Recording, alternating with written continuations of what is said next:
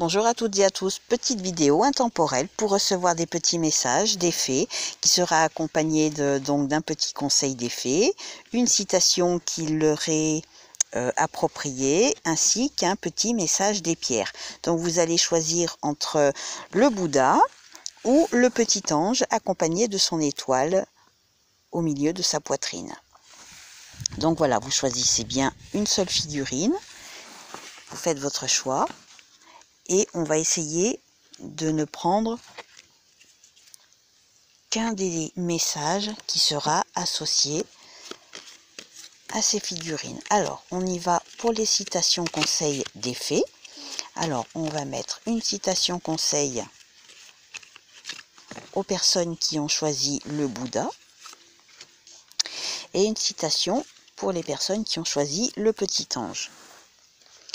On va prendre une pierre, conseil des pierres, pour chacune des figurines. Alors, une pour le petit Bouddha et une pour le petit ange. Et on termine avec le petit conseil des fées. Petit Bouddha, petit ange, un petit conseil associé au Bouddha, un petit conseil associé à l'ange. Voilà. Alors, pour les personnes qui ont choisi le petit Bouddha, concernant la citation, ne pense pas aux choses que tu n'as pas comme si elles étaient déjà là. Fais plutôt le compte des biens les plus précieux que tu possèdes et songe à quel point tu les rechercherais si tu ne les avais pas. Donc peut-être qu'il faut savourer ce que vous avez et ne pas chercher trop à en vouloir. Méditez bien sur cette petite phrase, citation, qui peut être donnée comme un conseil. Maintenant, on va regarder le petit conseil des fées.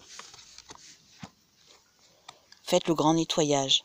Il est temps de vous débarrasser de ce qui vous encombre et pollue votre espace intime et personnel. Faites le tri dans vos affaires. Quant aux fées, elles vous aident à vous libérer des pensées négatives qui vous envahissent.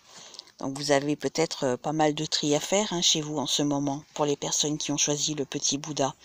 On a tendance à amasser, et puis parfois les choses qui ont un rapport avec un passé un petit peu douloureux, un petit peu négatif, eh ben c'est pas forcément bien de les garder. Donc le conseil serait de vous débarrasser de ce qui est un peu superflu, de ce qui fait partie d'un passé peut-être un petit peu lourd, un petit peu douloureux.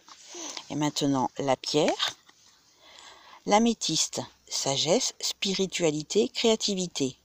Votre besoin créatif se fait ressentir. N'hésitez plus à ouvrir votre cœur et à laisser l'inspiration éclore. Soyez rassurés, les fées vous accompagnent et vous enveloppent d'une bulle de sérénité.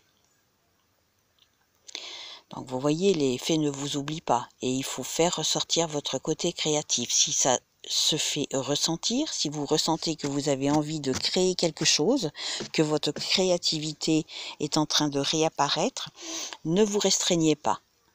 Allez-y. Maintenant, on va passer pour les personnes qui ont choisi le petit ange. Alors, la citation. Trouver des échappatoires quand on refuse de regarder en soi est la chose la plus facile du monde. Il existe toujours une cause extérieure. Il faut avoir beaucoup de courage pour reconnaître ses propres fautes, ou plutôt ses responsabilités. Et pourtant, c'est la seule façon d'avancer. Si la vie est un parcours, c'est un parcours qui ne se déroule qu'en montée.